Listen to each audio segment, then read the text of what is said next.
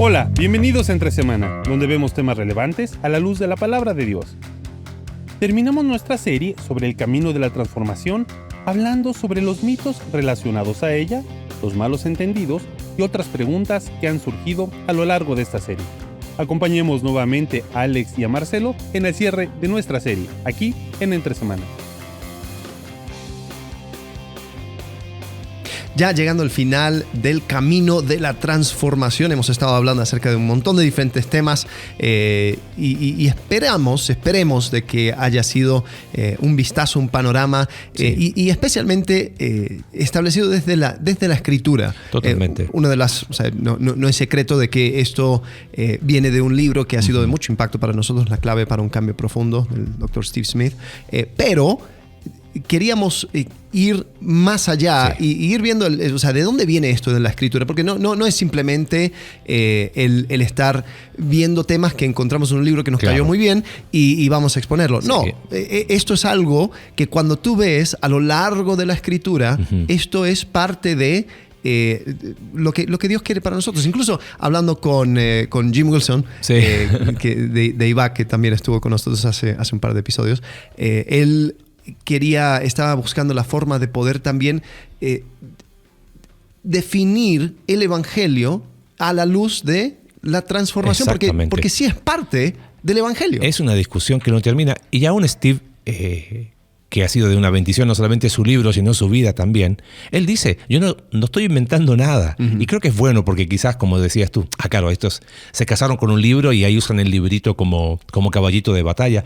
Y no es así, en realidad, si nos damos cuenta, nos remitimos al primer episodio, tiene que ver con el mismo evangelio y cómo definimos evangelio.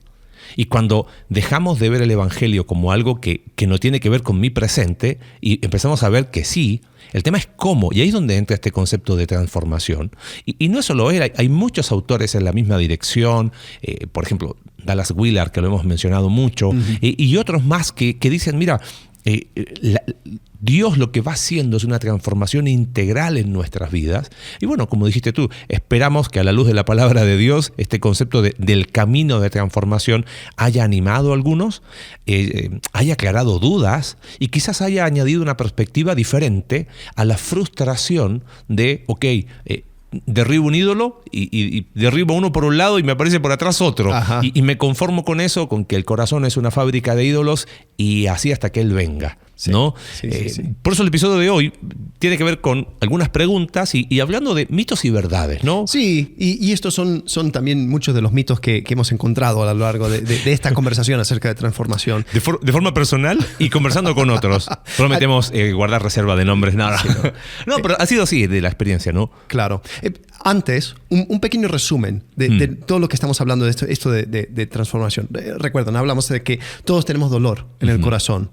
Escogemos pecado para aliviar ese dolor. Dios promete un nuevo pacto y ese nuevo pacto se lleva a cabo a través de Jesucristo. Y la señal de ese nuevo pacto es el Espíritu Santo. El Espíritu Santo. Jesús ofrece sanidad a nuestras heridas y una esperanza eterna y liberación de nuestros pecados. Y si solamente permitamos que Jesús nos sane de nuestro dolor, nos libera de nuestro pecado, entonces Él inicia y trabaja esa obra de transformación en nosotros por medio del Espíritu. Exacto. Porque eso es la meta final. La meta final es ser conformes a la imagen de Jesucristo. Y también, o sea, es curioso porque este tema también se une con el tema de seres espirituales, ¿no? O sea, somos los hagioi, los santos, los seres santos. Participantes de la naturaleza divina. Segunda de Pedro 1.3, 1.4. Juzgaremos a los ángeles, ahí somos parte del concilio divino, todas esas cosas, ahí puedes ver. Síguenos para... pero es interesante cómo todo esto se conecta. Sí, totalmente. O sea, nada, o sea, anda por un lado. O sea, cuando empezamos a entender el evangelio, y algo que yo he disfrutado en estos últimos años, mi entendimiento del evangelio se ha expandido tanto que es mucho más. Estaba hablando con alguien el fin de semana pasado y era como que, oye, o sea, esto es mucho más que seguro contra incendios. Exacto. O sea, si el evangelio se reduce solamente a, mira, ¿quieres ir al infierno? No, bueno, tengo la solución para ti. Ahí está tu boleto. permíteme rascar un poquito ahí. Hay algo con lo que tú dijiste y tiene que ver con esos famosos paréntesis que hacemos. Vengo de una tradición de iglesia donde el estudio era tipo cajitas y donde teníamos tijeras para estudiar la Biblia. Cortamos, esto es de esta época, esta dispensación, esto es de ahora. O sea, todo era esquemas, todo era tijeras y después fui formado en ese concepto. Y creo que no va tanto por cuál es la escuela hermenéutica, sino ver los hipervínculos. Creo que lo que tú dijiste, te escuchaba recién y hablando con algunas personas el otro día alguien me hizo una pregunta en cuanto al reino de Dios y decía, me parece que cuando uno empieza a ver la Biblia como esa historia unificada, como dicen los de Bible Project, ¿no? De Dios, empiezas a ver más hipervínculos de los que uno no ve quizás a primera lectura. Pero cuando empieza a ver más profundo, entonces esto tiene que ver con Génesis. Tiene que ver entonces con el hecho de ser creados a imagen de Dios. ¿Y cómo conecto Génesis 1 con Romanos 8 y después con Segunda de Pedro y juzgaremos? Entonces como que todos esos vínculos se empiezan pic, pic, pic. Y dije, entonces ahí la historia empieza a tener más unidad y esto cobra un sentido distinto. Y creo que nuestro corazón, y estoy seguro que hablo también a título tuyo, Alex, pastoral de compartir este tema no tiene que ver tanto con discutir o con ganar una polémica o con decir, ¿sabes qué? Este es el modelo de consejería. No va por ahí, sino es pastoralmente hemos visto la frustración, aún lo hemos experimentado en nuestras vidas, de pensar, y ahí tiro el primer mito, ¿no? Que la transformación se da cuando simplemente obedecemos. Y eso quizás podemos hacer un super mega episodio de solo eso, sí. pero creo que ahí es donde empezamos a ver cosas. Porque esto ojo, el episodio se llama mitos y verdades, pero podría ser tranquilamente mitos, verdades y distorsiones, ¿no? Porque cuando hablamos de que obediencia no es la meta, lo primero que escucho de personas es, entonces obedecer no es importante. No decimos eso. Claro. O sea, el mito o la distorsión se da cuando pensamos que la mera obediencia, ese es el primero que tiramos, genera la transformación. Claro. ¿Correcto?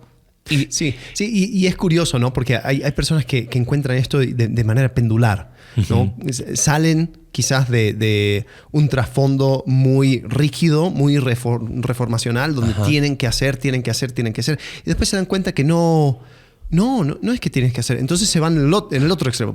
Entonces ya no tengo que hacer nada. Yo no hago porque eso sería imponer reglas. Claro. Y yo no voy a leer la Biblia, no voy a orar, no voy a ir a la iglesia, porque eso son construcciones del hombre. Y personas te dicen, oye, ¿y has hecho tu devocional? No lo necesito porque el devocional es obra. Entonces, no. Se van al otro extremo. Y esa es por eso digo mitos y distorsión. Sí. Es interesante un versículo en Gálatas capítulo 5. En todo Gálatas está lidiando contra este tema, ¿no? O sea, llegaste a la salvación por medio de la gracia por medio de la fe, y ahora quieres continuar por medio de obras, por medio de esfuerzo humano. Y Pablo está hablando con ellos de manera muy fuerte. Dicen 5:4, de Cristo se han separado, porque ustedes procuran ser justificados por la ley. De la gracia han caído, pues nosotros, por medio del Espíritu, esperamos por la fe la esperanza de justicia. Versículo 6, la clave. Dice, porque en Cristo Jesús ni la circuncisión ni la incircuncisión significan nada, sino la fe que obra por amor. Y yo creo que eso hay una clave ahí. Sí, totalmente. O sea, la fe que obra por amor. O sea, entonces, ¿soy yo obrando? No. Es la fe obrando por la fe obra, claro. Sí. Entonces, o sea, sí hay cosas, o sea, porque esa es siempre la pregunta. Bueno, entonces, ¿qué? ¿Tengo que obedecer o no tengo que obedecer? O sea, obedeciendo no lo logro. Sí, pero cuando tú tienes fe y Jesucristo es tu meta y dices, yo pongo mi fe en Él, entonces voy a obrar de manera consistente con esa fe, y lo que dirige todo es el amor. Primero que Dios mostró hacia nosotros, y después nosotros respondemos en amor. Entonces, o sea, sería como qué sé yo, si yo digo, bueno, si le traigo flores a mi esposa, entonces eso significa que tengo un buen matrimonio, ¿no? Entonces voy a comprar porque mi matrimonio necesita un poco de ayuda, entonces me dijeron que si traigo flores, eso es un buen matrimonio. La solución, entonces, punto. es como que no, pero si todo va bien en tu matrimonio, pues van a hacer de ti darle flores. Entonces, o sea, no es que una cosa niega da a la otra, pero sí están juntos. Pero ¿no sientes, Alex, que responde mucho a queremos hacer todo dicotómico? Entonces, si no es esto, entonces esto. O si esto sí, entonces esto no. Inclusive, te escuchaba recién cuando estabas leyendo el versículo 4, son muchos, ¿ves?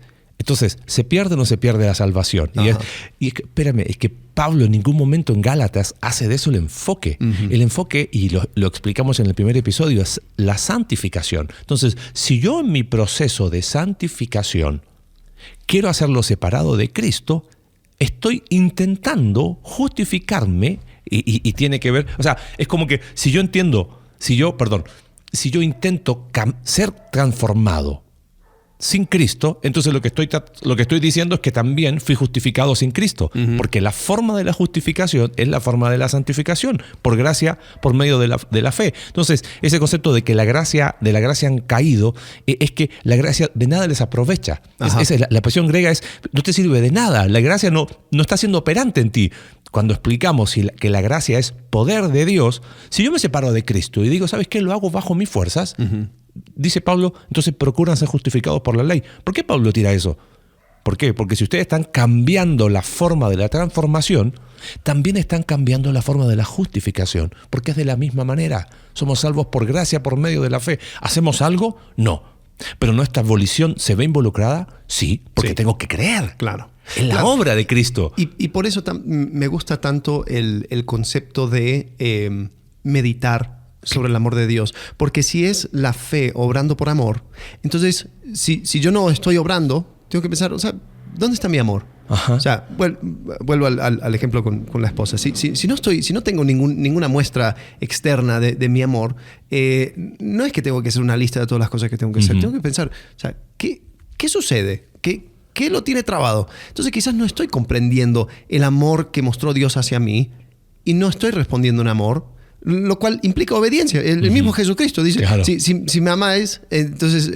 guarda mis mandamientos. Guarda mis mandamientos, ¿no? Entonces, o sea, es una respuesta lógica, pero no es la cosa catalítica. Sí. O sea, es el resultado de. Correcto. Pero no es el enfoque de, que es muy distinto. Sí. Por eso siempre hemos dicho que la obediencia es el fruto, es el resultado de la transformación del corazón, más no es la meta. ¿No? Por eso el primer mito de distorsión es la transformación espiritual se da cuando obedezco. No, la transformación espiritual, si lo pudiésemos corregir, da como fruto la obediencia, da como resultado la obediencia. ¿Por qué? Porque Dios está transformando. Entonces, ¿sabes qué? Oye, no tengo necesidad de recurrir al pecado para consolar mi dolor. Dios ha sanado mi dolor. Entonces, cuando soy tentado, la obediencia viene como resultado de yo no necesito, es lo que decía Pablo, no somos deudores a la carne, no le debemos nada al pecado. Y yo creo que la razón por la cual es tan difícil es que tú puedes mirar el mismo comportamiento en dos diferentes personas, pero por razones muy diferentes. Entonces puedes tener una persona que sí, cada 8 días va a la iglesia, que hace su hora silenciosa, que... Súper obediente. Sí, va a las reuniones, está discipulando y todo lo demás. Y otra persona que está haciendo lo mismo. Una persona lo hace porque siente que por medio de sus esfuerzos humanos va a lograr esa transformación. Otra persona ha entendido quién es en Cristo y dice, la única cosa que tiene valor en esta vida es hacer cosas de valor eterno, pues. Claro. Entonces lo hace como resultado. Entonces una persona lo hace por una razón, otro por otra razón. Se ven desde afuera, se ven iguales. Pero lo que importa es la motivación. Sí, totalmente. Así que bueno. Okay. Primer mito de distorsión. Segunda, no es en mis fuerzas, por lo tanto, no me esfuerzo. Es muy similar a la anterior. Pero es del otro lado, ¿no? Correcto. Entonces es como que, entonces, si no tengo que obedecer, entonces no voy a hacer nada. Entonces no me voy a esforzar. Y yo creo que ahí es donde también tenemos que tener cuidado con ese concepto de libertad en Cristo, ¿no? Pablo en 1 Corintios 10:23, todo es lícito, pero no todo es de provecho, todo es lícito, pero no todo edifica. Nadie busca su propio bien, sino el de su prójimo. Entonces no es así como que, bueno, que el Espíritu te guíe, que haz lo que... Claro. Si se siente bien, entonces eso es el Espíritu guiándote. Hay personas que dicen eso, o sea, como que Sí. sigue tu corazón, porque tu corazón está siendo guiado por el Espíritu. Entonces, si lo quiere tu corazón, pues entonces está bien. Y no. La guía del Espíritu no es sinónimo de lo que quiere tu corazón. Hablamos de eso la semana pasada en nuestra reunión de hombres y de mujeres. Y la guía del Espíritu tiene que ver con otras cosas. Uh-huh. El Espíritu Santo siempre nos va a guiar a la verdad, por ejemplo. Sí. ¿No? Siempre va a obrar de una forma tan clara, no te va a llevar nunca a una zona gris, no te va a llevar a caminar por temas imprudentes. Entonces, eso de igualar, escucha tu corazón, sigue tu corazón a la guía del Espíritu Santo es una ruleta rusa. Sí, ¿no? Porque, y quizás pensando en eso de esfuerzo, vuelvo al punto. Inclusive, 2 Timoteo, capítulo 3, creo que es versículo 1, por lo tanto, hijo mío, creo que, o 2:1, esfuérzate en la gracia, 2 Timoteo 2:1, esfuérzate en la gracia que es en Cristo Jesús. ¿Cómo me esfuerzo en la gracia? Bueno, si la gracia es poder de Dios, o sea, es lo mismo que dice Romanos 8, ¿no? Por el Espíritu hacer morir las obras de la carne. ¿Quién hace morir las obras de la carne? Yo lo hago. Entonces, no es que no hay una responsabilidad. Lo que pasa es que lo hago por el Espíritu. Quizás una forma de cambiar esta idea distorsionada tiene que ver con quita la palabra esfuerzo, porque a lo mejor algunos dicen, bueno, pero es que esfuerzo suena mucho a obras. Bueno, por responsabilidad. ¿Qué es tu responsabilidad? Y por supuesto que tenemos responsabilidades en el camino de transformación. Es nuestra responsabilidad, guiado por el Espíritu Santo, identificar dolor.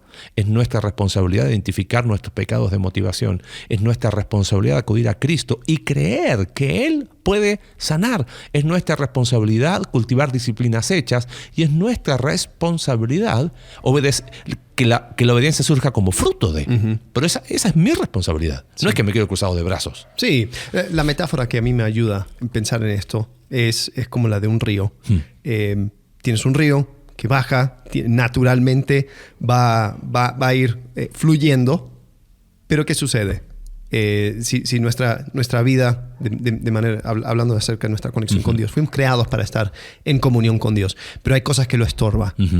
Hablamos propiamente del dolor del corazón que hace que busquemos pecado, y esas cosas van interrumpiendo esa relación. Ok, entonces ahora tenemos, si pensamos en ese río, ahora tenemos un montón de piedras en el río que está estorbando ese flujo. ¿Qué vamos a hacer? Entonces el esfuerzo humano sería, bueno, vamos a armar una brigada para agarrar el agua desde aquí y de allá, y vamos a organizarnos, y vamos a construir un puente, y vamos a ver cómo podemos hacer con poleas, y es como que, ok. Con la mejor intención. Sí. Pero... Y con todo el esfuerzo, ¿no? Con hábitos piadosos, y voy a hacer que esta conexión con Dios fluya, pero por mi esfuerzo. Si yo no estuviera haciendo algo, entonces no funcionaría, ¿no? Eso es el esfuerzo. La otra manera de hacerlo es decir, yo creo que naturalmente el agua va a buscar su cauce, entonces lo que yo tengo que hacer es quitar las cosas de en medio. Exacto. Para que fluya. Las cosas de en medio de nuestra relación con Dios son los asuntos pendientes. Totalmente. Falta de perdón. Son pecados motivacionales. Que encuentra su fuerza en el dolor del corazón. Entonces voy quitando esas piedras. ¿Cuesta? Sí, cuesta horrores. O sea, no pienses que como decíamos, no es por esfuerzo humano, de que no va a costar. Y piensa esto, llegando a la misma analogía. Hemos normalizado esas piedras. Claro. No, han estado ahí siempre. Sí. Déjalas ahí. ¿Para qué las vas a quitar? No las toques. No las toques. Me he acostumbrado a eso. Exacto. Y hay inclusive muchos de esa adicción, los que trabajan con adictos hablan de que hay una normalización y hasta como que hay hasta una búsqueda rara de me quedo ahí total, esto es lo que me gusta, esto es lo que quiero, y ahí me quedo. Y no voy a salir de ahí. Porque siempre fue así. Y aprenden a manejarlo, aprenden a vivir y trabajar alrededor de esas cosas, pero dices, ¿y si lo quitamos? Si buscamos realmente esa conexión natural que Dios quiere para con nosotros por medio del Espíritu. Ok, entonces quitamos esas cosas, lo quito. ¿Y qué sucede? Pues empieza a fluir. Claro. Entonces, no es un trabajo aditivo, es un trabajo sustractivo. Entonces, yo quito los estorbos que están en mi vida, los asuntos pendientes, las cosas las piedras que van estorbando ese flujo. No es nuestra responsabilidad hacer que el río fluya. Exacto. El río va a fluir. Porque Dios nos creó para estar en esa conexión con Él. Sí, y él es la persona más involucrada en nuestro proceso de transformación. El que empezó en vosotros la buena obra, Él la va a perfeccionar, Él la va a llevar a su propósito. ¿Y cuál es tu responsabilidad? Quita lo que lo está estorbando. Hazlo, adelante. Y vamos, las cosas empiezan a fluir de otra manera. Sí. Bueno, seguimos. Ok, próxima. En esta vida, Dios me va a transformar sí o sí. Eso es un mito. En esta vida sería la palabra clave o la frase clave. Claro. Porque sí, Dios nos va a transformar porque vamos a ser transformados a su imagen. Pero la cosa es que en esta vida eso depende de si nosotros vamos a quitar esas cosas que estorban o no. Ok, ¿cómo podríamos plantearlo no como mito sino como una verdad? En esta vida Dios puede empezar o Dios va a empezar su proceso de transformación. Podría ser, sí. Pero no necesariamente lo va a... Bueno, de alguna manera, en un sentido, nunca se completa en esta vida. Correcto. Porque la meta está del otro lado. Ahora, nosotros no somos de los de santificación wesleyana, donde plena, llegas a un punto donde ya eres perfecto, pero ok, y yo sé que no es la manera correcta de pensar en esto, pero si podríamos hablar acerca de transformación como si fuera un porcentaje. Vuelvo a decir, no es ideal, pero... Son analogías. Son analogías. Ayuda, no, sopórtame en mi locura. Llego a Cristo. El momento que llego a Cristo soy predestinado a ser 100% transformado a la imagen de Jesucristo cuando entro en la eternidad. Entonces, eternidad, 100. En el momento de aceptar a Cristo, 0, ¿no? Empieza a moverte ahí. Exacto. Entonces se me da todo lo que necesito, ¿no? De 2 de Pedro, capítulo 1, para la vida de la piedad. Ya me ha sido dada. Entonces, si yo me puedo apropiar, primer año, 10%, segundo año, 20%, hasta llegar. Y entonces llego a la muerte, 90% transformado. Obviamente me falta. Entonces llego a la eternidad y ¡boom! Ya soy transformado. Pero el brinco es de 10%. Bueno, buenísimo la analogía que usaste. Me acordé de una predicación de un profe muy querido, Jorge Huerchi, ahí en Argentina, y él explicaba primera de Juan, capítulo 3, versículo 2, amados, ahora, hijitos míos, sois hijos de Dios, pero aún no se ha manifestado lo que hemos de ser. Pero sabemos que cuando Él se manifieste, y Él decía, ¿y para qué? Ser transformado, sin hablar de específicamente de este tema, pero él usa esa analogía para que el salto sea más pequeño. Exacto. Y no pasar de 0 a 100. Pero ahí me acuerdo que estábamos con un compañero y dice, pero si vamos a saltar igual, ¿para qué hacerlo? Pero ahí donde hay algo que tiene que ver quizás con otro mito. Transformación no es algo que Dios necesita, es algo que yo necesito. Transformación es el deseo de Dios para nosotros. Yo he venido para que tengan vida y la tengan en abundancia. Entonces, el quedarte en 0 porque quiero disfrutar de este mundo y no ser transformado, en realidad es la mentira más grande que pueda haber, porque piensas que no pasa nada, yo quiero disfrutar. ¿Disfrutar qué? ¿Qué de bueno te dejó el pecado? ¿Qué beneficio te dejó en el tiempo? Sí, no vamos a negar, y el autor de Hebreos no lo niega, ¿no? Que Moisés rechazó los deleites temporales. Sí, no vamos a decir, no vamos a negar lo que es verdad, pero quizás ahí también hay un cambio. Claro. Porque quizás muchas personas siguen, bueno, no importa, total, si voy a ser transformado, disfruto en realidad la vida de este lado. ¿En serio disfrutas con un corazón herido? ¿Disfrutas ser controlado por pecados motivacionales que los has hecho tu identidad y vives con esa identidad estancada? Quiero de ahí hablar un poquito de este concepto de poder de pecado, pero más adelante, en el mito que sigue. Ok. Sí, yo creo que la clave aquí es entender de que el espíritu puede ser apagado. Sí. Sí, en 1 Tesalonicenses 5:19 dice, no apaguen el espíritu. O sea, no lo dijo porque sí. Sí, o sea, puede ser apagado. Tú puedes ignorar el espíritu. Tú puedes darle la espalda al espíritu. No, Efesios 4, no entristezcan el Espíritu Santo. O sea, conceptos metafóricos de hablar de qué, de estorbar la obra de Dios, de hacerla menos plena, porque es un trabajo, no lo quiero llamar colaborativo, porque colaborativo es como que Dios pone un poquito y tú pones el otro. Es más bien cíclico de iniciativa-respuesta, iniciativa-respuesta. En la iniciativa de Dios yo respondo y eso, hay más obra de Dios y yo respondo y se da un ciclo virtuoso, por decirlo de alguna manera, ¿no? Pero cuando yo quiero ir antes de la iniciativa de Dios, entonces la cosa va al revés. O cuando me cruzo de brazos, también no funciona. Sí, sí. Y creo que es importante saberlo porque no sé, yo sigo pensando en metáforas, pero o sea, las puertas del banquete hermoso de la eternidad se nos abrió. Ya tienes acceso a eso. Y si dices, bueno, ¿para qué entrar si tarde o temprano yo voy a entrar? Sí, pero puedes entrar ahora. Claro. Puedes disfrutar. No, yo estoy bien comiendo aquí en la calle, con las migajas que caen en la calle. No, y algunas están ricas. Sí, pero ya se abrió. Ya se abrió. El salón de banquete ya está. ¿Y no sientes que quizás muchos de estos mitos se alimentan por un engaño o un autoengaño de menospreciar las cosas espirituales? ¿Entiendes? O sea, es como que pensando en la analogía que decías recién, oye, aquí está el banquete, aquí está todo lo que tenemos para súper disfrutar, y yo digo, me quedo comiendo aquí de la basura, a mí déjame, ya me acostumbré a esto, y esto está bueno, y me empiezo a creer, digo, no, la verdad, la comida de la basura está buenísima, me hago un excelente banquete, no sabes cómo sabe, y me voy creando una narrativa, pero en el fondo yo sé que sigue siendo basura, y creo que hay un menosprecio a cosas espirituales que uno dice, ¿para qué? ¿Qué hay debajo? Sí. Y quizás ahí hay algo que alimenta muchos de estos mitos. Sí. Y bueno, o sea, la oportunidad ya está. Aprovechala. Nadie se ha arrepentido. Es decir, es que comencé este camino de transformación demasiado temprano. Es que me hubiera revolcado en el lodo un tiempito más. Sí. Y qué bueno que lo tocas. Recuérdame si al final creo que hay algo de eso, porque sí he escuchado gente como que se ha arrepentido de tomar ciertos pasos, pero porque se arrepiente de mitad de camino.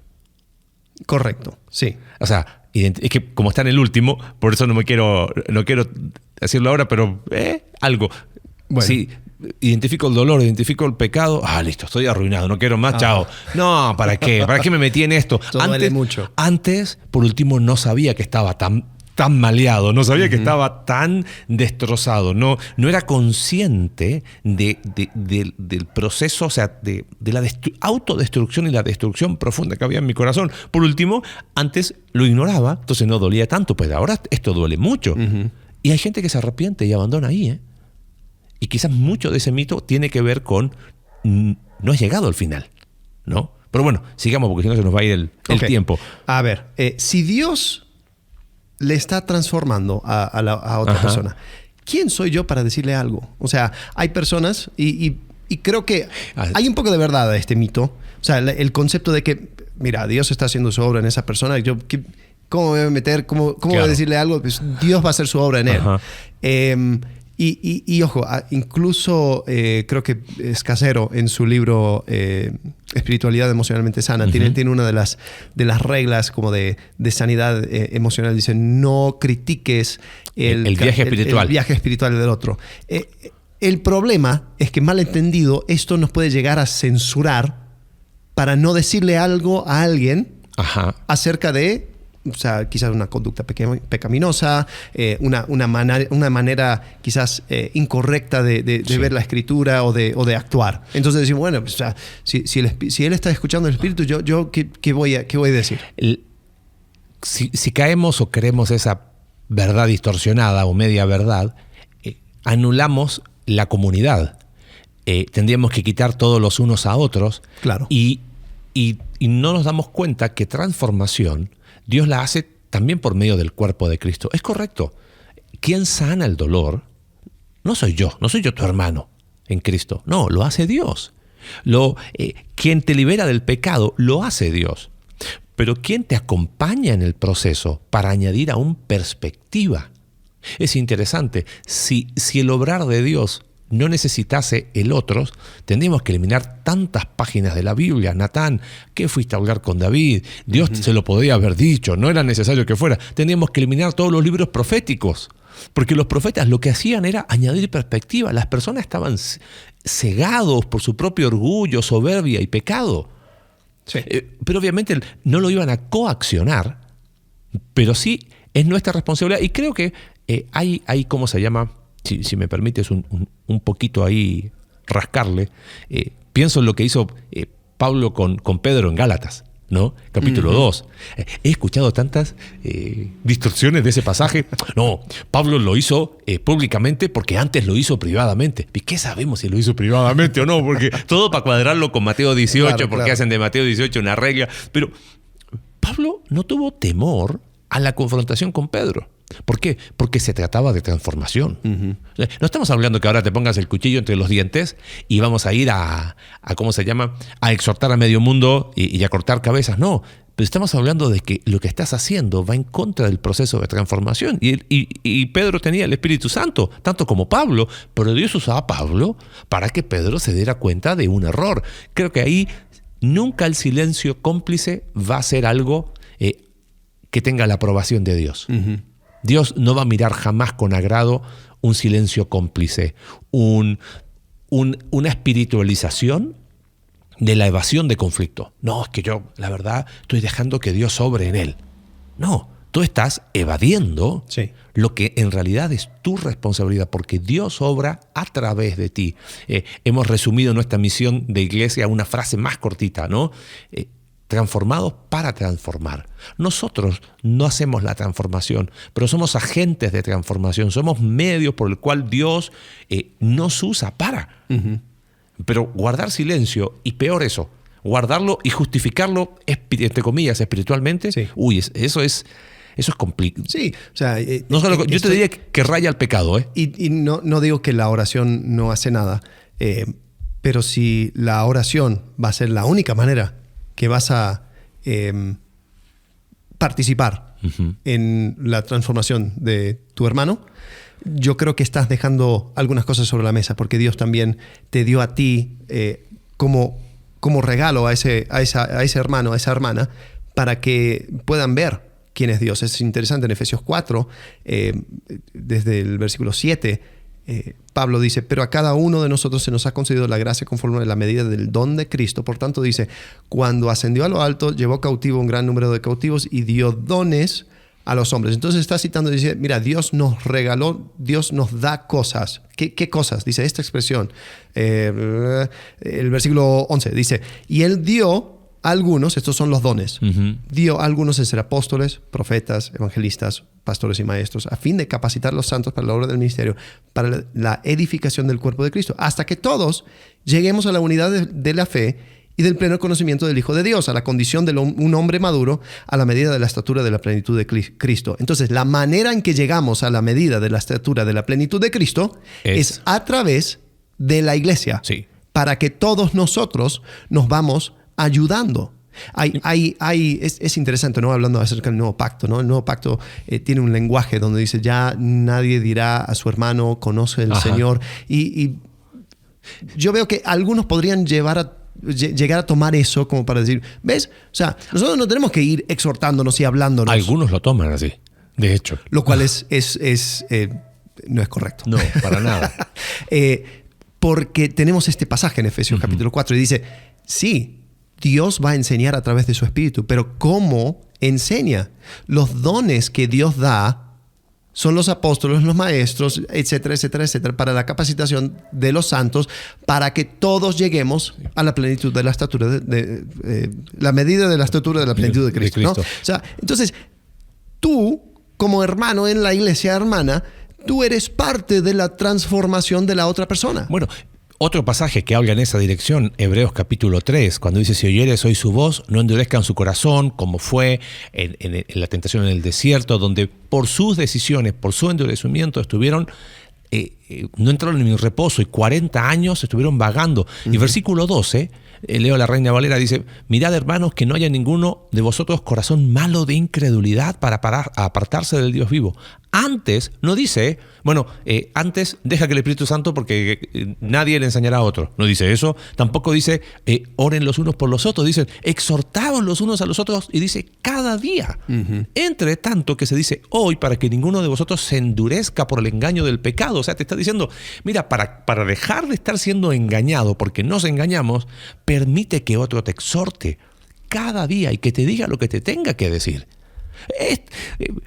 Interpretar lo del nuevo pacto como no voy a decir nada tenemos que quitar tantos pasajes de la Biblia, lo que está hablando el nuevo pacto, que es lo que dice 2 Corintios capítulo 3. Antes era un ministerio velado, donde íbamos con un velo, pero hoy podemos mirar, podemos comprender de una manera diferente, porque el Espíritu Santo mora en nosotros, la señal del nuevo pacto. Entonces ahí es donde hay más hipervínculos, en vez de ver todo como cajitas. Esto es Jeremías, no, Antiguo Testamento no tiene nada que ver conmigo, no tiene más que ver conmigo con nosotros, de lo que nosotros creemos. Sí. Entonces, o sea, yo diría, hasta raya en el pecado.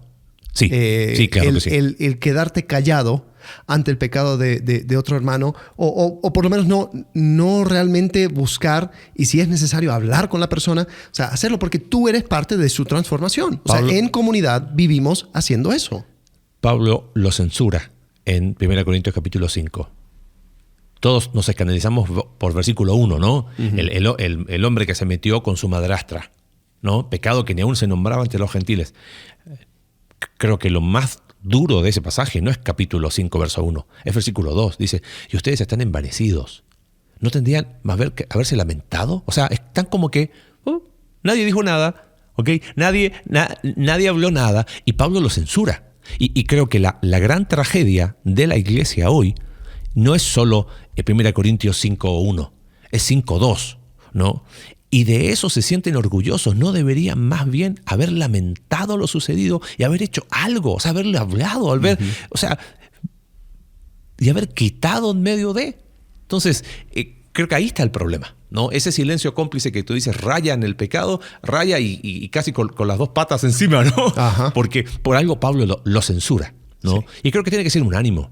Ojo, no a ponerse el cuchillo entre los dientes y ahora ser el superagente 007 de la transformación. Voy a ser bloguero ahora. La transformación espiritual no se da desde las redes sociales, no se da desde pontificar en un púlpito o en el lugar donde estés. Se da en el uno a uno de, ¿sabes qué? Dios está trabajando en mi vida y cómo en medio de una relación profunda y personal puedo ser un agente de transformación, donde los recursos de Dios, me encanta esa definición de Wiersbe, ¿no? de ministerio, el ministerio toma lugar cuando los recursos de Dios satisfacen necesidades humanas por medio de canales amorosos. Ahí somos los agentes de transformación, ¿no? Para la gloria de Dios. Seguimos, porque nos queda un par, o el último creo. La penúltima. El penúltimo. Ok, ya identifiqué mi dolor y mi pecado, soy transformado. Es como que, ¡pum!, ya entendí lo que me pasó, ya está. Y creo que es una parte muy importante, pero no es el fin. Pero no es suficiente. Hay personas que son muy buenos diagnosticando. No, porque esto me pasa por esto me pasa por lo otro. Ya sé por dónde viene.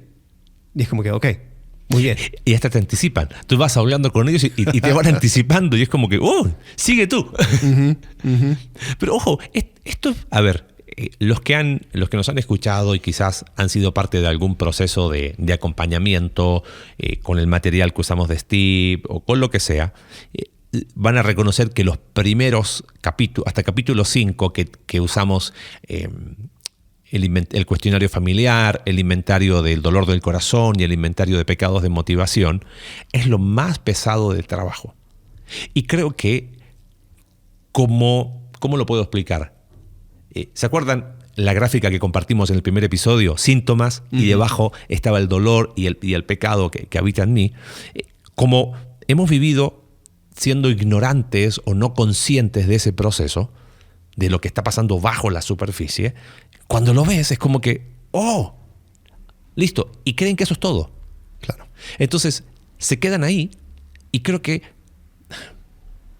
no sé si estoy equivocado, pero me la voy a tirar. No sé si llega a ser peor quedarse a mitad de camino. Porque se empieza a distorsionar algo.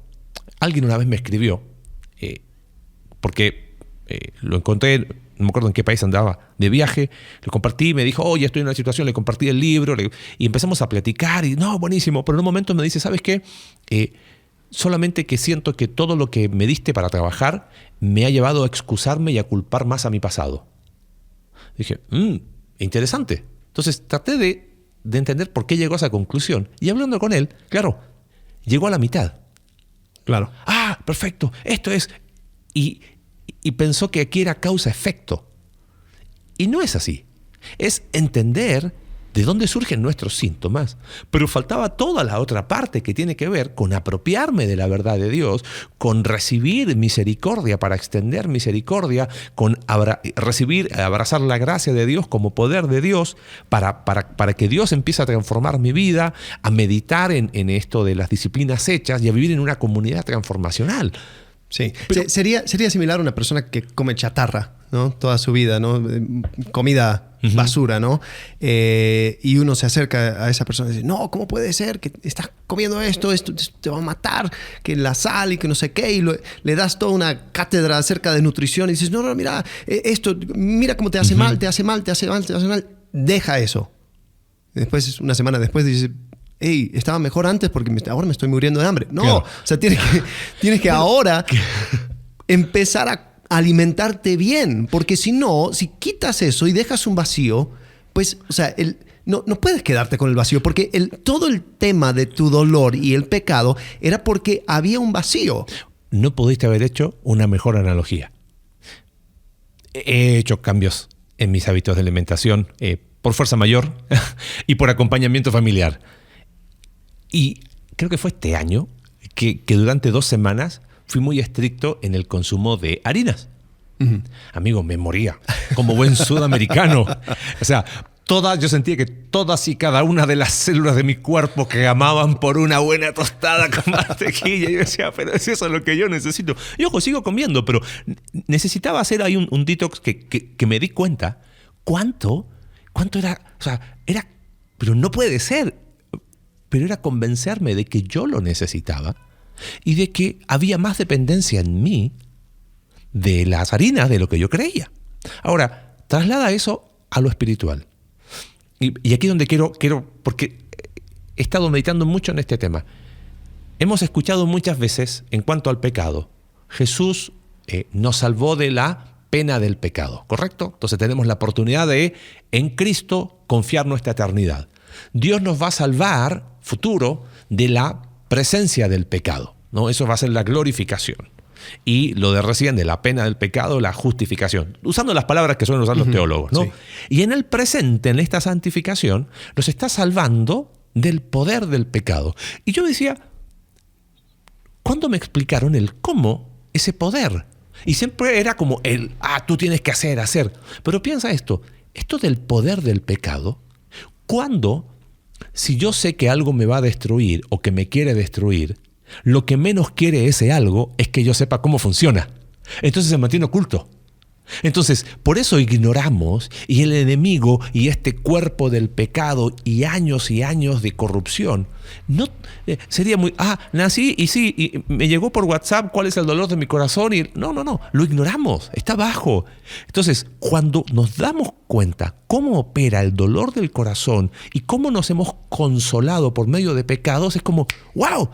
Fíjate, se está descubriendo, se está desarticulando el poder. En Romanos capítulo 6, cuando se habla de que el cuerpo del pecado se vuelva inoperante, la idea es que ya no tenga poder, que sea ineficaz. No es que desaparece, pero ya no tiene el mismo poder que antes, se vuelve inoperante. O sea, ya no tiene el mismo poder, el mismo efecto. Entonces digo, no tengo por qué recorrer a la vieja confiable. Si ese pecado no me deja nada. ¿Qué me va a hacer sentir más valor?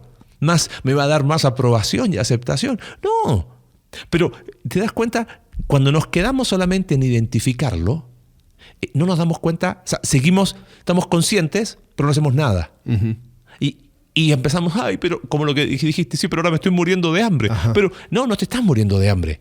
Lo que pasa es que el cambio, ahí es donde entra mi responsabilidad. O sea, lamentablemente fueron tantos años de hacer siempre lo mismo, que cuesta.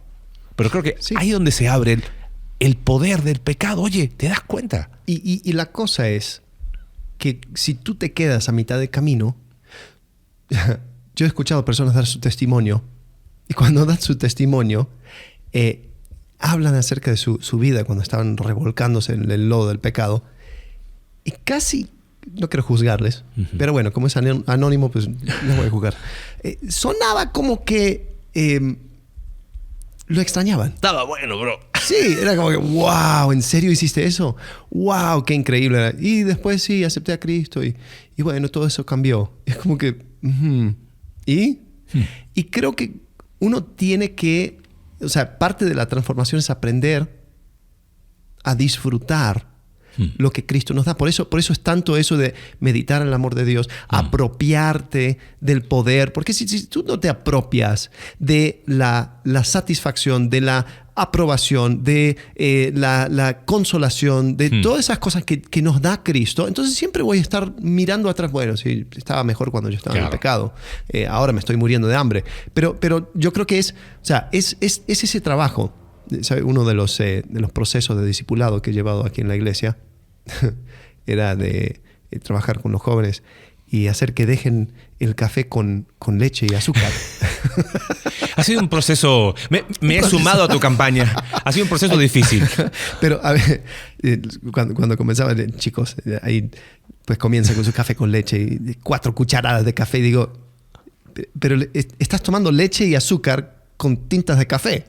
Digo, bájale el café, bájale el azúcar. No, es que no vas a ver nada. Es que me gusta así, es que me gusta la leche. Digo, tú vas a disfrutar las notas del tueste, las cosas muy sutiles del café, cuando tú aprendas a disfrutar el café por café. Y porque quizás no lo conocían. Exacto. Y hasta les sabía amargo, no les gustaba. Claro. Pero después, perdón que haga tantas metáforas de comida, pero creo que es apto. Después lo dejan y empiezan a decir,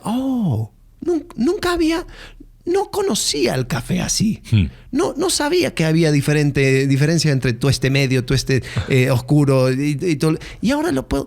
ahora lo disfruto. Entonces, la vida en Cristo tiene que ver con... O sea, hay cosas dañinas para ti que tú pensabas que esto es lo único. O sea, y de ahí obtengo mi satisfacción y mi placer. Y si tú lo dejas, no puedes dejarlo así en el vacío. Tienes que aprender a disfrutar lo que Cristo tiene para ti. Y te puedo prometer que lo que Cristo tiene para ti es muchísimo mejor de lo que tenías antes. Y quizás mucho de este mito que se quedan a mitad de camino, porque de alguna manera este mito de identifiqué dolor, pecado y ahí me quedo, soy transformado, es que me quedo a mitad de camino. Y es como que, todavía falta. Y es el gran, viste, cuando dicen, cuando vas en una carrera, cuando te queda la otra mitad por delante y ya pasaste la mitad, es ese momento crítico. Y pensaba un poquito lo que dice Jordan Peterson, ¿no? Nos quedamos con el caos conocido que experimentar y disfrutar el orden por conocer. Y de alguna manera, cuando Cristo nos invita a una vida y una vida en abundancia, no es algo que está bajo nuestros propios términos. Vida en abundante, espérate, te paso la hojita, ¿cuál es mi ideal de vida abundante? No, Él tiene mucho mejor para nosotros. Por eso Pablo dice cosas que ojos no vio, ni oído yo, ni han subido en corazón de hombre. O sea, lo que yo tengo para ti es mucho mejor que tu mejor proyecto. Paréntesis, que ese pasaje muchas veces se usa para el cielo, ¿no? Sí, porque vamos a... No. O sea, está hablando de la vida en Cristo. En Cristo. Lo que podemos disfrutar. No se puede entender con sabiduría humana. No. Y creo que es raro, ¿no? Porque muchas veces nosotros pensamos, sí, porque la vida ideal va a ser que mi papá reconozca todo lo que me hizo, que mi hermano mayor por fin me respete y que mi esposa me ame y que lo diga de la manera que yo tanto quiero. Y no necesariamente sucede eso. Quizás tu papá siga de testarudo, tu hermano igual de orgulloso y tu esposa igual de fría, pero lo que aprendes a hacer es empezar a encontrar en Cristo aquellas cosas que tú careces. Y donde tú pensabas, esta otra persona va a llenar mi tanque, te das cuenta, no, Cristo puede llenar mi tanque. Y yo siento la satisfacción plena y completa aún en medio de todos estos problemas. Y sí, sigo orando de que eso algún día suceda y que podamos estar todos bien y bien, pero para que yo sea transformado, yo no necesito la transformación de otra persona. Bueno, o sea, yo puedo ser transformado completamente independiente de mis circunstancias. Sí, totalmente. Y a ver, ¿cómo lo puedo decir? Este sería un mito dentro del mito. Sí. Porque sí me he enfrentado a esto, donde personas me dicen, bueno, pero... Y sí, entonces, pensando en lo que tú dijiste, mi papá me va a pedir perdón o la relación con mi hermano o con mi mamá se va a restaurar. No hay garantía de eso. Porque eso implica otra persona. Entonces, las promesas de Dios terminan siendo condicionadas porque, sí, pero siempre y cuando la otra persona... Y no es así. Bueno, muchas veces estas conversaciones se dan en contexto de una crisis matrimonial. Uh-huh. Y empezamos a hablar acerca de transformación y tenemos que ser muy claros. Esto puede terminar con tu matrimonio.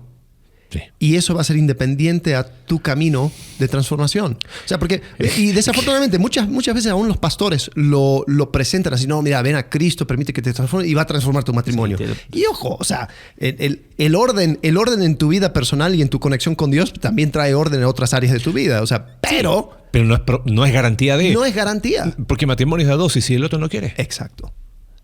Entonces, ahí es donde es un paso de fe. Y, por ejemplo, pensando en matrimonios, bueno, pero es que él, sí, pero es que ella. Y terminamos, nos ha pasado acompañar a matrimonios donde, ¿sabes qué? Lo mejor es hacerlo por separados. Siempre y cuando ambos quieran por separados, pero por tema personal. Y después trabajemos las dinámicas de pareja. Uh-huh. Pero, mucho en este mito para desempacar, porque a veces estas distorsiones, y cuando hablamos de mito, por eso uso la palabra distorsión, es que lo peor que podrías hacer es creer que lo que te estamos compartiendo es un camino de, ¿cómo se llama? Que va a estar todo bien, miel sobre hojuelas, y no es así. El camino de transformación es un camino en el que Dios sigue haciendo, Dios sigue transformando nuestras vidas. Es más, o sea, pensando en esa metáfora del río, tú empiezas a mover piedras, se van a turbar las aguas. Sí.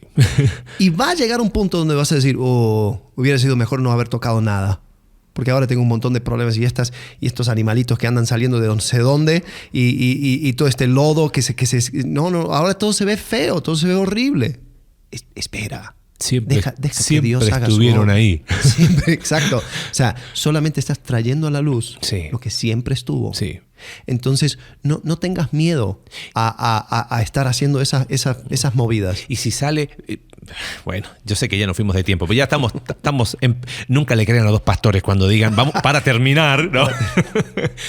Pero es que, ¿te acuerdas cuando hablábamos y cuando fuiste a enseñar primera de Juan? Uh-huh. O sea, Dios es luz y no hay ninguna posibilidad de tinieblas, pero después dice, hey, si tú dices que no hay pecado, estás mintiendo. ¿Y qué hago? ¿Entonces lo escondo? No, tráelo a la luz. Lo que quiere Dios es que salga a la luz. Pero si sale a la luz, entonces hay trabajo por hacer. Si sale a la luz, soy más consciente de... Pues sí, pero si sale a la luz, puedes entender y puedes, de alguna manera, empezar a entender cómo funciona para que no tenga más poder sobre ti. Y creo que ahí es donde a mí me ayudó mucho a entenderlo desde ese punto de vista. Ya no tiene por qué tener poder sobre ti. No es, porque si no es como, hoy me agarró el viejo Marcelo, otra vez se puso enojón y no sabes. No, ¿qué viejo Marcelo? No hay poder. Y claro que me enojo. Y a veces sí, me enojo y peco. Pero no es lo mismo decir me enojo y peco a echarle la culpa a alguien porque siento que hay alguien que me está controlando. Uh-huh. No, cambia. Sí, totalmente. Y seguimos. Y no llegamos al 100, ¿eh? No. Pero es mejor de 0 a 10 y siempre va a ser mejor de 10 a 20 en ese porcentaje. Claro, ¿no? Pero no solamente porque creo que incluso en eso es lo que tú dijiste, ¿no? Que el brinco sea lo menos. Uh-huh. No es solamente eso. Es también para que puedas disfrutar la vida. Exacto. Como fuiste creado a disfrutarla. Es lo que te decía. Porque si no, o sea, después la conclusión que tú dijiste, bueno, mejor si ya de por sí vamos a ir al 100, pues entonces disfrutemos. No, es que tú nunca vas a disfrutar. Vas a seguir tomando, o sea, tu vida va a ser café con leche y azúcar cuando hay todo un mundo para disfrutar. Bueno, y permíteme llevar, hemos hecho muchas analogías hoy. Bueno, pero es que a mí me gusta el café con 4 cucharadas de azúcar y 3 cucharadas de crema y un toque de vainilla. A mí me gusta así. ¿Cuál es el problema? Si podemos llevar la analogía más lejos, Es que ¿quién inventó el café? Perdón si así te gusta el café. No estamos pensando en nadie, te prometo. Si después de esto tenemos 2 o 3 que nos dejan de escuchar, prometemos que no estamos pensando en nadie. Es porque somos súper cafeteros con Alex. Es lo mismo con el mate, si lleva azúcar, no lleva azúcar, etc. Pero ¿quién inventó el café? Es Dios. Cuando yo digo, es que a mí me gusta así, y yo me siento cómodo con esto, estoy repitiendo el mismo pecado de Edén. Estoy quitando a Dios del medio y estoy redefiniendo lo que es bueno y es malo bajo mis propios términos. De alguna manera, cuando estuve enseñando hace un par de meses Cristología, ahí en el Instituto Bíblico en Bernal, hablábamos mucho de eso. ¿Cuál es la naturaleza más profunda de la tentación? ¿Qué hizo el diablo con Cristo? Redefine bien y mal. Redefine lo que es bueno y lo que es malo para ti. Pues si tú eres hijo de Dios, tú puedes redefinir lo que... Dejas de vivir de forma dependiente. Y en lo profundo, el video de Barbie Project de la prueba, creo que es la prueba.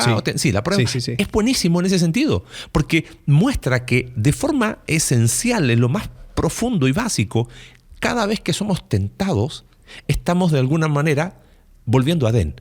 ¿Qué vas a redefinir otra vez? El bien y mal. Tú vas a definir que ese pecado es lo mejor para ti. Tú vas a determinar que esta forma, sí, yo creo que me duele y ¿sabes qué? Eso lo hice en mi identidad. ¿Y qué? Me acostumbré. Me gusta el café con 4 cucharadas de azúcar y 3 cucharadas de crema. Así me gusta a mí. Listo. No lo toques. ¿Ok? Estás repitiendo Edén. Entonces, no estás... Aunque crees que lo disfrutas, en realidad no lo disfrutas porque quien sabe lo que es mejor para ti es Dios. Entonces, ahí es donde vamos llegando hacia el final del episodio, porque, bueno, ¿y cómo sé que lo que Dios quiere para mí es lo mejor? Vete a la fe. Sí. Y esa es la clave que destraba todo. Por eso, como dice Romanos 1, es que al final la justificación es de principio a fin por medio de la fe. Exacto. ¿No? Exacto. Sí, había una más que creo que lo tocamos dentro de toda esta charla, pero es la transformación se dará en los tiempos de Dios. Y ahora, eso es también otra forma de, bueno, o sea, Dios dirá. Yo sigo luchando con esto, pero yo estoy esperando que el Espíritu Alex, como que ya meta el arranque y ya comience. Oye, ¿y qué onda con esto? ¿Le vas a entrar a tus asuntos pendientes? Dios tiene sus tiempos. Todavía estoy buscando el versículo de eso, ¿no? Dios tiene sus tiempos, ¿no? Porque esa, quizás ¿nunca decimos Dios tiene sus tiempos dentro de mitos cristianos? Creo que sí. ¿Sí? Sí, puede ser. No sé, pero he escuchado últimamente mucho eso, bueno, pero Dios tiene sus tiempos. Pero mira, y voy a usar el lenguaje fuerte, es una herejía decir Dios tiene sus tiempos en cuanto a tratar con el pecado. Sí. En cuanto a tratar con el pecado, es una herejía decir Dios tiene sus tiempos. Porque ¿sabes cuál es el tiempo de Dios? Hoy. Siempre. Lo veíamos recién, ¿no? Hebreos 3:13. Antes exhórtense unos los otros cada día mientras todavía se dice hoy, no sea que alguno de ustedes sea endurecido por el engaño del pecado. O sea, el día para tratar con tus asuntos pendientes, el día para tratar con tu pecado es hoy. Ese es el tiempo de Dios. Dios tiene sus tiempos, sí, hoy.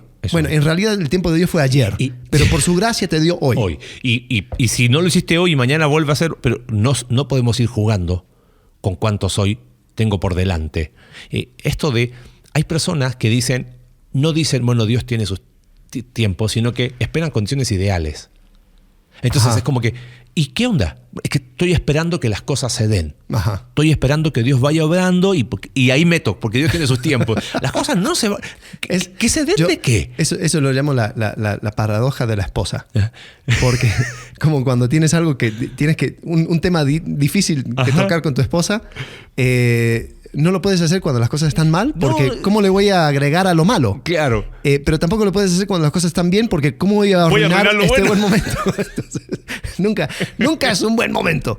El pecado, nunca es un buen momento para tocar el pecado, porque sí, va a salir cosas, van a brincar. Mira qué interesante, Pablo en 2 Corintios capítulo 6, y no viene hablando de salvación, dice así, pues nosotros como colaboradores suyos os exhortamos también que no reciban en vano la gracia de Dios. Dice, en tiempo aceptable te he oído, en día de salvación te he socorrido. He aquí, ahora el tiempo aceptable. He aquí, ahora, es hoy. Es hoy. La nueva versión internacional dice, les digo que este es el momento propicio para Dios. Hoy es el día de salvación. Y cuando habla ahí Pablo en 2 Corintios salvación, no está hablando de el día y la hora en que recibiste a Cristo. Está hablando de, hey, cambia tu forma de pensar. Viene hablando todo eso en 2 Corintios capítulo 3, 4 y 5. Entonces, quizás mucho se destraba con lo que dijimos recién. Hay que creerle a Dios, ¿no? De la manera que recibimos a Cristo, así andemos en Él. Firmemente arraigados y edificados en Él. Colosenses capítulo 2, versículos 6 y 7. Así es que, bueno, no llegamos al fin del camino de la transformación, porque el fin va a ser nunca el día que seamos transformados a la imagen del Hijo. Pero sí de esta conversación y de estos episodios que esperamos hayan sido de bendición y de ánimo. Ten toda la libertad. Escríbenos, búscanos, busca ayuda, acércate, estamos disponibles, hay personas dentro de la iglesia, hay recursos que podemos compartir contigo, pero quédate con eso, es hoy, no esperes un día más. Totalmente, ¿no? Totalmente. Entonces, bueno, o sea, todo lo que necesitamos para iniciar este camino, lo tenemos. Sí. Si tienes a Cristo, tienes todo lo que necesitas. Entonces, hoy puede ser el día en que comiences este camino de transformación. Nos vemos próxima semana. Próxima semana. Nueva serie. Sí, ahí hablaremos acerca de la Navidad. Muy bien. Hasta luego. Chao. Gracias por acompañarnos en un capítulo más de Entre Semana.